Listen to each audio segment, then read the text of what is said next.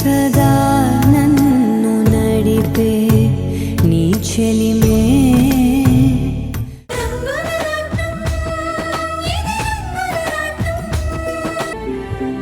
రండత్తయ్య.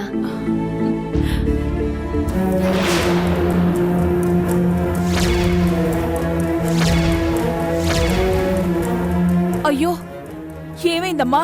ఆ రక్తం ఏంటి? ఇప్పుడే కదమ్మా బాగుందన్నావు, ఇంతలో ఏమైంది? అదే నాకు అర్థం కావడం లేదు. నర్స్ జానకి, జానకి, జానకి, జానకి, అమ్మా జానకి, జానకి, జానకి,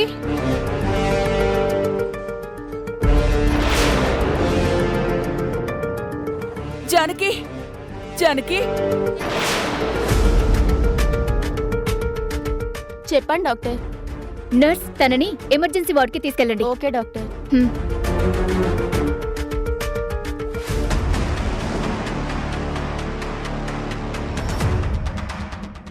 ఏంటి మానసా, ఏమైంది? ఉన్నట్టుండి నోటి నుంచి రక్తం ఎందుకు వచ్చింది? అది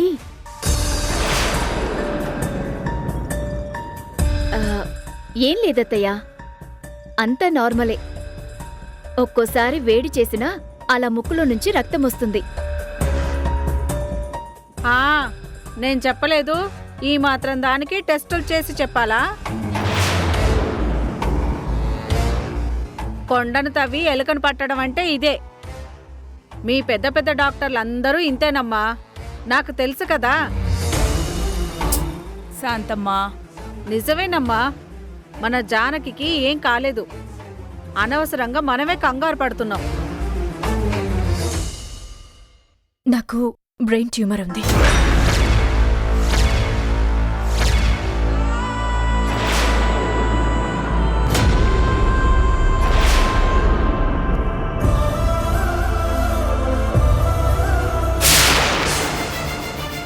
మీ దగ్గరున్న రిపోర్ట్స్ అదే చెప్తుంది, కానీ మీరు అబద్ధం చెప్తున్నారు.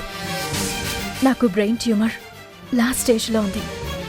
ఆ విషయం నాకు తెలుసు.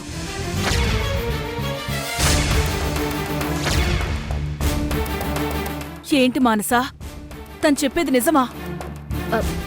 అవునత్తయ్య, రిపోర్ట్స్లో అదే వచ్చింది. ఆ మాట చెప్తే తను తట్టుకోలేదని అబద్ధం చెప్పాను.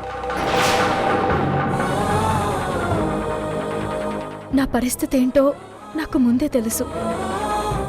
నేను బిడ్డని కనలేను అనడానికి అసలు కారణం కూడా అదేనండి.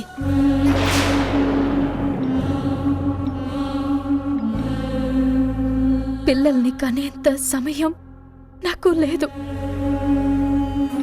ఈ లోపలే నేను వెళ్ళిపోతాను.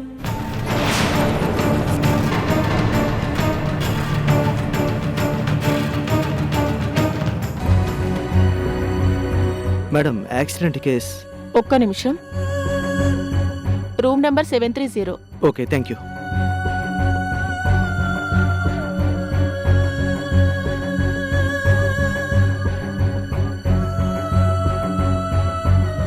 కార్తీక్, ప్రేమకి యాక్సిడెంట్ అయిందంట.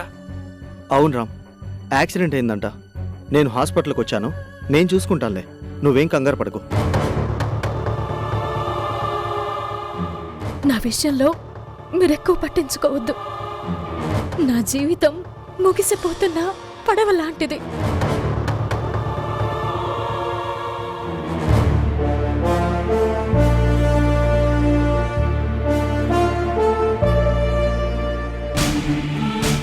దానికోసం ఆరాటపడ్డంలో అర్థం లేదు. మీ మంచితనానికి చాలా సంతోషం. నన్ను వదిలేయండి. జానకి, జానకి, జానకి, ఆగు జానకి.